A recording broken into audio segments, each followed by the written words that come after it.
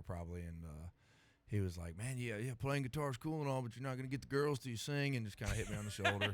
That's such a dad thing to do. Yeah, and that literally was just like, okay. Well, it was an eye-opener. You're like, oh, man, I got to start singing. Well, the real eye-opener was I got hurt my junior year that year. Okay. And then, so I was done with football. Tried to come back. It wasn't, I just wasn't the same player. And you had a lot of downtime, I'm assuming. As I was hurt, so I got better. And then the next year, my dad died. So the same guy that had me kind of through and the gave you bone that encouragement. He'd passed away, so I wrote my first song about him, and then and now it's kind of just been off to the races since. You know, we're talking about spirits. Weird because we're talking about spirits earlier, but that just when you start talking about your dad like that, it's like that spirit is carrying, and he's like, "Hey, this is the path. Go down this path, right?" Yeah, and I'm sure there's been about a million things I've done while going down that path. He'd hit me upside the head, be like, "What are you doing, man?" Right. And then, but hey, and get you back on track. Get back on track, and it's been a fun career so far. And we started strong. We had Ready, Set, Roll, Gonna Want It Tonight right off the bat, 2 massive songs, and then you know you go through ups and downs of the music industry, and now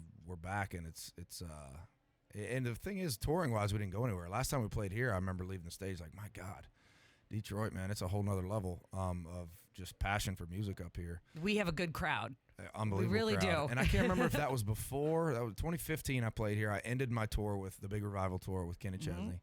And I think after that I might have played. It might have been before. I can't remember. It's probably after. Probably 2016-ish we played here. And then now here we are back at the beginning of 2018.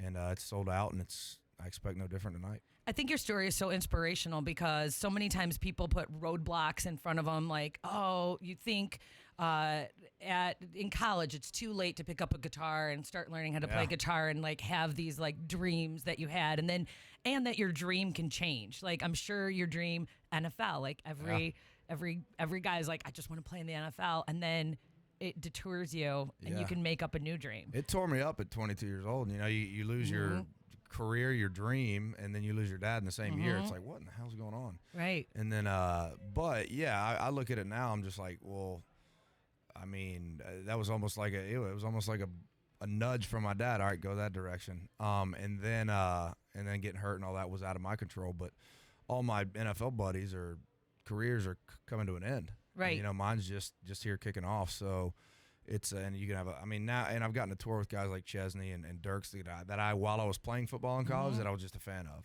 Right. So now it's turned into something pretty special.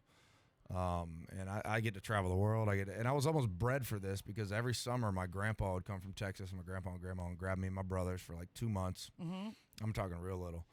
And he'd take us in his motorhome, and we'd just travel around.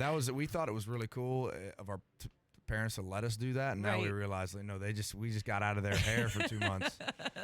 But that grew me a love for traveling and doing it in a motorhome. Now and I do it in a bus. and being acclimated to living in a tiny space with a bunch of people. I loved it. Yeah, I still love it. It's nowadays I got my farm, and it's getting harder to get back on that little bus as much as we tour, but it's still, when we get even just a couple weeks break, you get back on that bus and you're ready to go again. And you're a true country guy because you're talking about growing corn. I'm like, you can't raise corn, can you? I guess it raises up out of the ground. Yeah, you grow. I got corn on my farm this year. I'll have soybeans on it next year, and then and then I still got the horses and everything. So I just like being outside. That's just how I grew up, and that's fun for me. Well, I think we need to play another song. I know we had some fans here, and I was like, hey, what song do you guys want to hear? And they were kind of shouting. Did we decide on a song?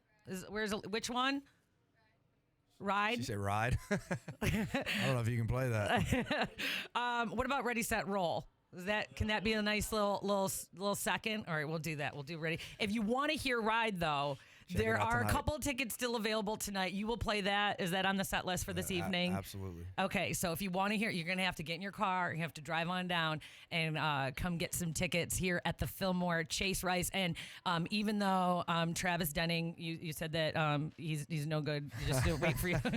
He's great, and we'll be talking to him later. But make sure you make it for the whole show. Doors are at 7. Thank you so much for hanging out with us. Doors are at 7, and Travis goes on at 8, and I go on a little while after that. So make sure you get there for Travis. He's great. Perfect. Thank you so much. No, thank you.